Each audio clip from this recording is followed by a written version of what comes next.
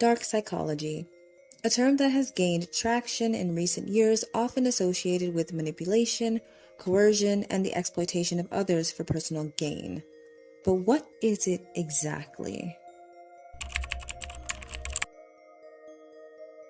Dark psychology refers to the use of psychological principles and techniques with the intent to manipulate others for personal gain. It encompasses a range of strategies that can be used to influence, control, or harm individuals, often without their awareness or consent. Dark psychology draws from various fields including cognitive psychology, social psychology, and behavioral psychology to analyze human behavior and develop strategies for manipulation.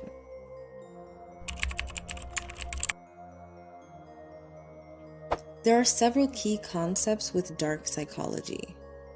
Number 1, manipulation. Dark psychology often involves manipulating others to achieve specific outcomes.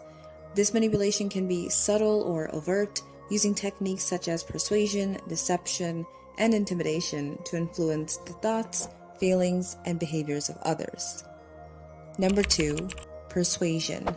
Persuasion is a central component of dark psychology, involving the use of tactics to change someone's beliefs, attitudes, or behaviors. Techniques such as framing, selective presentation of information, and emotional appeals are commonly employed to sway individuals in a particular direction. Number 3, coercion. Coercion involves the use of force or threats to compel someone to act against their will. In the context of dark psychology, coercion can be psychological, emotional, or even physical, with the aim of gaining compliance from the target. Number 4, exploitation. Exploitation refers to the unethical use of others for personal gain. In the context of dark psychology, this can take various forms, such as exploiting vulnerabilities, manipulating emotions, or taking advantage of trust to achieve one's goals. So how does dark psychology look in real life?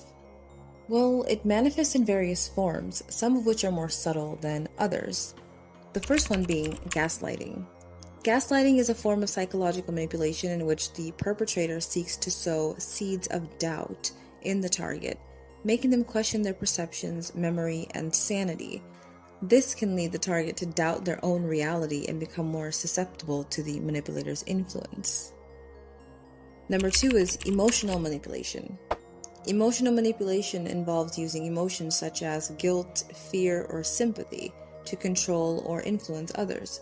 This can be done through tactics such as playing the victim, withholding affection, or using emotional blackmail to get what one wants.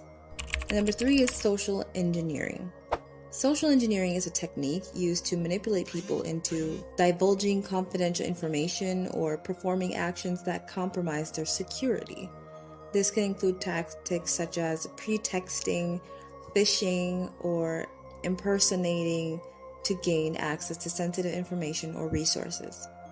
Number 4 is cult manipulation.